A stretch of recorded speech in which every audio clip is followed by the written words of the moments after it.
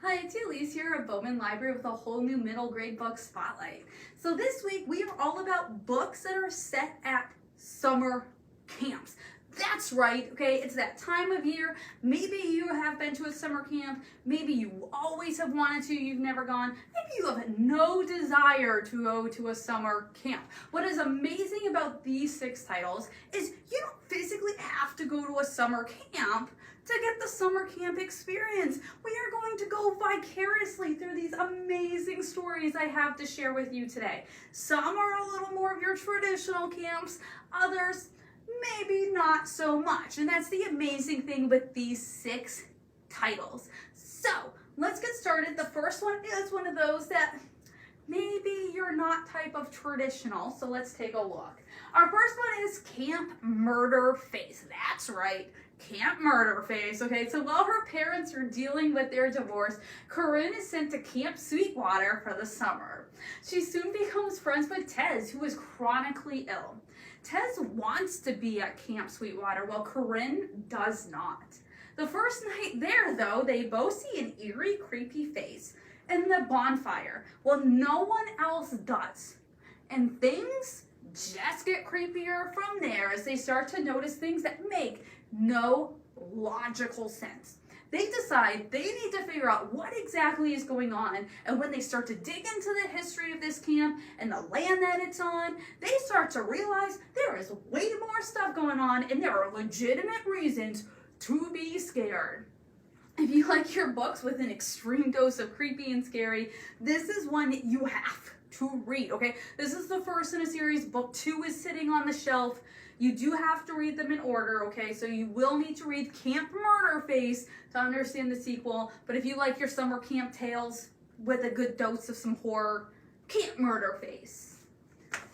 A Clatter of Jars. So Camp Atropos, it is a camp for talented children of the unusual sort, okay? Not only do campers get to do the normal camp stuff, they are also supposed to learn how to hone and improve upon their talents.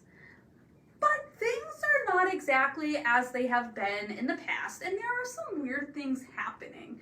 It is when Lily and her fellow campers from Cabin 8 discover that the camp director is trying and planning to steal all of their talents and then going to sell them on the black market. It's going to be up to Lily and her friends to stop the camp director and to end this evil plan before their talents are used against the good in the world.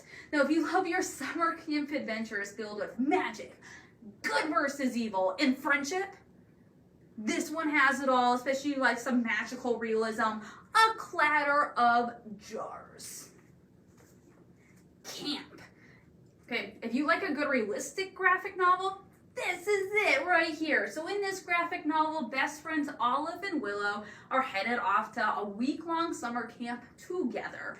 And they are super excited. They even get to be in the same cabin, and they are going to share the same bunk. Like this is going to be epic, okay? Now, things kind of change from the start of their week, though, for the best friends. As Willow, she starts out already being homesick. She hates the food. She doesn't want to do anything, and she wants to make sure Olive is by her side at all times.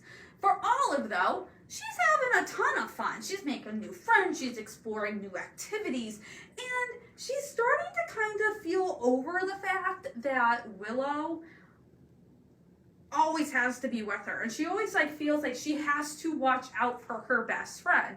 And Olive starts to think that's really not quite fair to her or the experience she wants to have. It is when they get into a giant fight over Willow's behaviors that their friendship may be shattered and irreparable.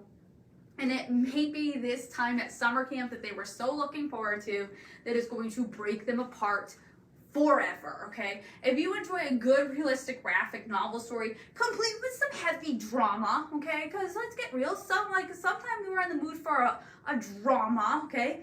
This is one you have to read this summer. Camp. Silver Meadows Summer. 11-year-old Carolina's life has been turned upside down when her family is suddenly forced to move from their home in Puerto Rico to upstate New York when her father loses his job unexpectedly. Moving in with other family members, Carolina is then forced by her mom to go to Silver Meadows summer camp with her cousin Gabriella.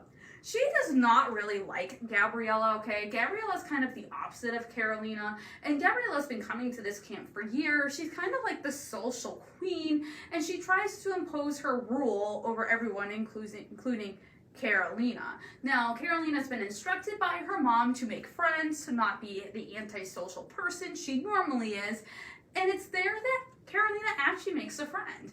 It's this girl named Jennifer who is also interested in art. Now, from the get-go, Carolina is told by her cousin Gabriella to stay away from Jennifer because her dad is, quote, weird, okay? But Carolina decides she's not listening to Gabriella.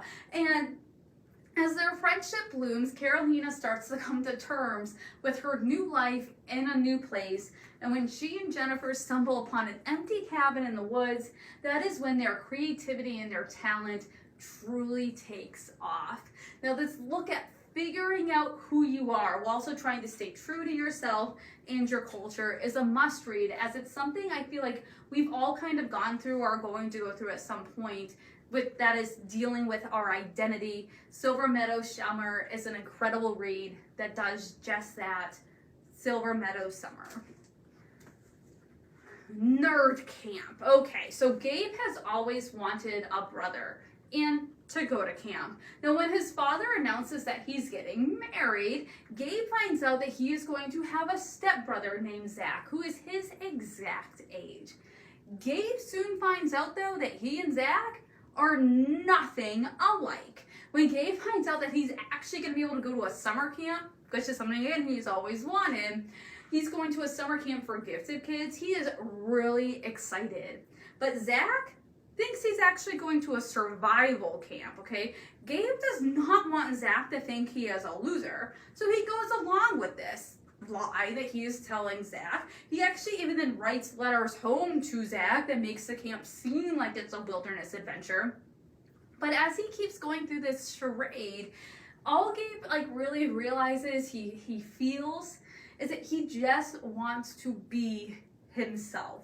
This is the first in a series. This is all about being comfortable with who you are and this humorous look at summer camps and adventures. If you want a nice, fun read, okay, if you've done Wimpy Kid, you're ready to kind of maybe take a step up a little bit, Nerd Camp is a perfect choice. Highly recommend it, Nerd Camp.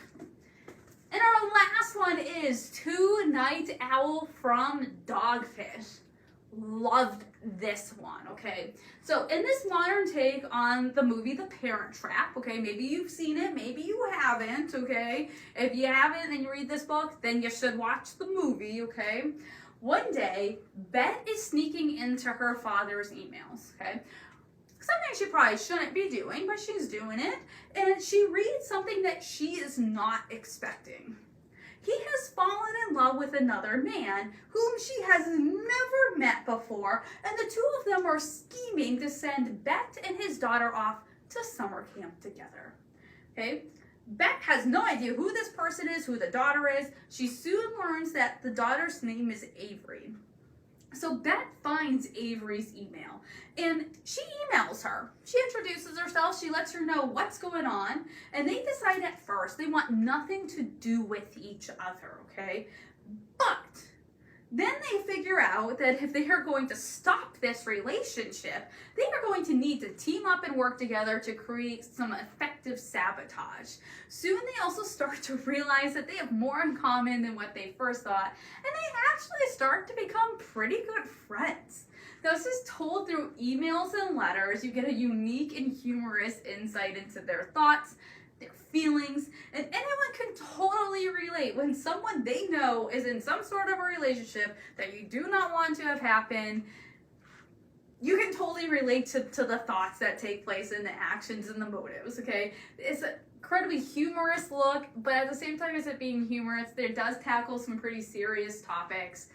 But an amazing read. It's very creative. Again, it's done through email.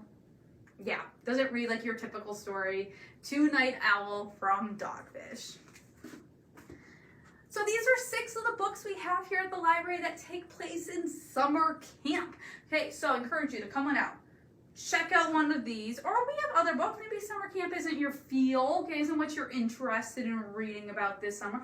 We got plenty of other books though, and we will help you find that perfect book that you are looking for, especially as you're tracking, hopefully, your summer reading hours for our 2023 summer reading program all together now. I hope you have an incredible week, and I hope you tune back next time with a whole new middle grade book spotlight.